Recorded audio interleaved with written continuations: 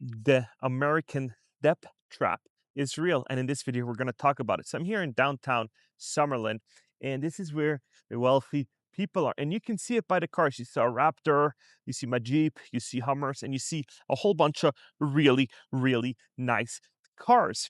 And people are like, well, I don't really see the debt. I don't see my friends talk about it. And so in this video, I'm going to put it in perspective for you, because the average American household now carries $105,000 in debt.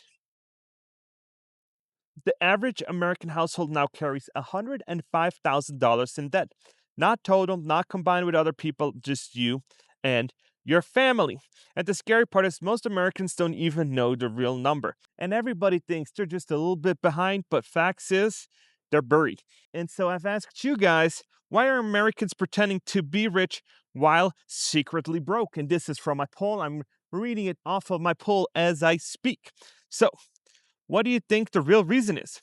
43% said social pressure to look successful. 43% actually thinks like, hey, social pressure is too big. I gotta buy a new car. My neighbor bought a nice one, so I need to keep up and buy another one. Trying to hide financial struggles, so then they go into debt. That's 17%. And then keeping up their appearance with friends is another 21%. And 19% denial, to refusing to admit that, hey, it's not as good as it looks. So all these are just appearances based. These are like, hey, I try to hide, but then again, I can't really do it because it's so bad. And I'm going to show you here a video of this young woman that's just completely given up and just say, let's just go crazy with finances because I just don't see it. And I think there's a lot of people that feel that way, but not a lot of people are talking about it, because it's quite crazy when you think about it. And let me know what you guys think about this one. I am financially irresponsible. I am. It's just, I don't have a savings account. I'm 29 years old and I no longer have a savings account. I'm making the most minimum payments on my student loans.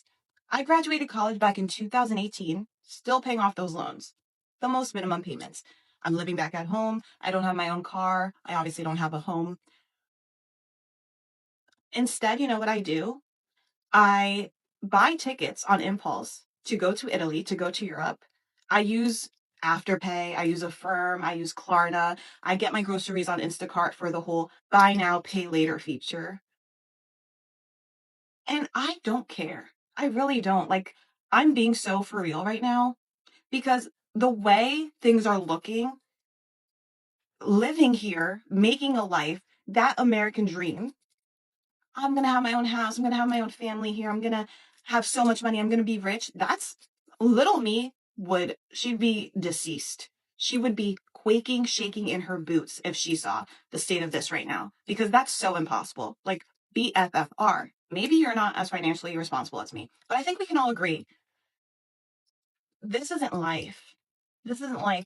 I'd rather live paycheck to paycheck, actually like living for my soul and going on these trips and creating memories and experiences and visiting this place that feels like home, that I know I want to make home, that is out of the US. I'd much rather be living paycheck to paycheck doing that than be living paycheck to paycheck trying to just get by, paying off bills, paying off debts, the highest amount I can pay just to pay it off a couple years sooner. Because let's be for real, it doesn't matter if I'm paying off low payments or high payments, it would still take me years to pay off what that student loan debt was. So I'll pay off the most minimum payments so that I can at least have a little extra pocket change to go abroad, to go solo travel, to create these memories for myself and actually try and have somewhat of a will to live. Because this country is depression. I already struggle with my own shit, okay? Being here struggling with my own shit amplifies it. So I don't care. I'll take me being financially responsible and me actually trying to somewhat live than me being financially responsible and wanting to croak every single day of my life. Like, I literally don't care anymore. I'm 29 years old. I have no savings. I'm probably the most financially responsible person that a lot of you will probably come at me for. Come at me. I don't care anymore. I literally don't. Because soon enough, like, I don't even care about living here. Soon enough, I'm going to be over yonder in a place that actually regulates my nervous system. So you saw her, she's given up. She's like, I'm done. I can't take it. What am I gonna live for? And I see this a lot in my comment section. People are like, what am I gonna do? I'm gonna die anyways at one point, so I might as well go out, spend the money, and just be done with it. So the average American has about $24,600 in auto loans, $6,500 in credit card debt, and $11,000 in personal loan debt.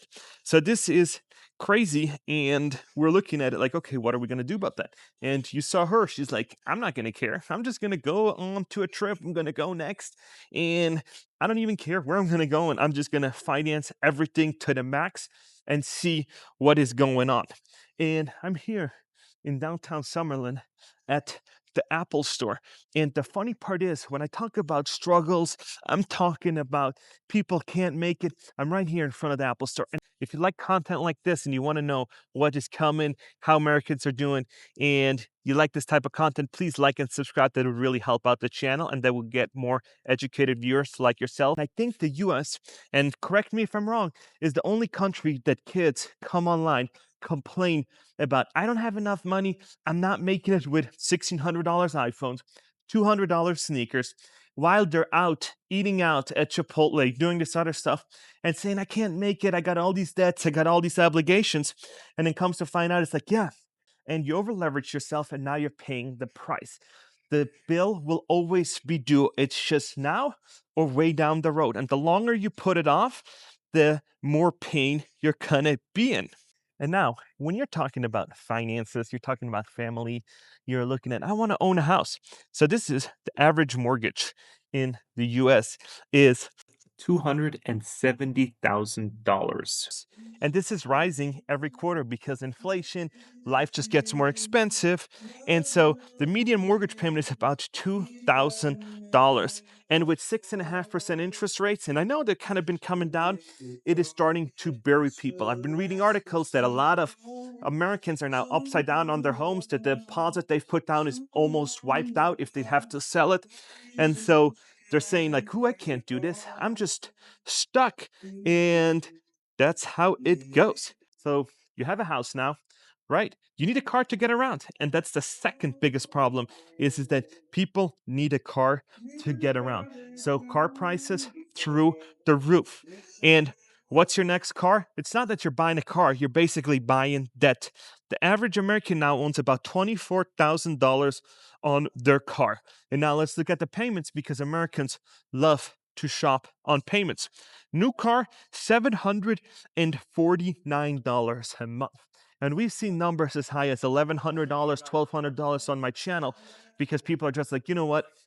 Let's just go out and get what I want. That makes me kind of feel good. And I'm going to give $1,000 to the dealer. Now, used cars, $525 a month. And nobody owns their cars anymore. It's just reality. They own the loan to the bank. So the bank basically owns probably most all of these cars. And if one of them stop paying, okay, but now we're going to see the domino effect. If a bunch of people stop paying, it is not going to be pretty. This is why repos are exploding, not because of irresponsible, but because payments are impossible. If you're going to hit on hard times, what are you going to stop paying? Are you going to stop paying your mortgage? Are you going to stop paying your car payment? Are you going to stop paying your credit cards? What are you going to pick and choose to not pay? Because at one point you got to think about, okay, what are you not going to pay? What there's no money left. What are you going to do? Then layoffs happen and people are always like, "Oh, it's not going to hit me. That's not going to happen to me." But well, what if it does? And now you're like, "Ooh, something's got to go." And sometimes gonna be the car. Sometimes it's the house. And you see $100,000 cars advertised, Lucid Gravity, and that's how they get you low affordable monthly payments. Let's just keep racking it up. And now you saw this other woman talking about, oh, let's go and get credit cards. Let's just get buy now, pay later. Let's look at how much credit card debt the average American is in. The average American is in $6,523 in revolving debt. That racks up interest, and delinquencies 8.8% entered late payment this year. This is almost 1 in 10 Americans can't keep up with their credit card. And some people just use credit cards to pay for groceries and spend that money on I need to get groceries, I need to get food for my kids, and everything else. That's why when you go to Walmart, Albertsons, Publix, or wherever, when you see these little machines, they'll tell you right there, do you want to finance now and pay later and make the payments over a few weeks? And you saw it in the first video that I showed you. She's like, I'll just do that. If there's an option of me financing, postponing payments, I'm just going to do it. Why? Because I have to. I literally cannot do it without. So, yeah, that's the true American. This is not the exception. This is probably the norm. And you've seen it around here. There's very, very expensive cars. And now, if you're like, everybody got a car payment, if something happens to you, and if life just kind of throws you a curveball and you can't hit that, and then it's like, oh man, now I got problems because I lost my job, I lost my ability to make income, or something else happened to me. And there's stuff that happens to people all the time, and they've fallen from grace. So never ever judge somebody because they're in a bunch of debt, they can't get out of it, and something happened, because there's always a story behind every credit card purchase. And what do you do if credit cards, everything else kind of doesn't work? Well, hopefully you got some good credit, because personal loans, and I'm going to show you another video here coming up with another person taking, like, hey, let's just get some loans and live off of those, because the average personal loan balance is, drum roll please, almost $12,000.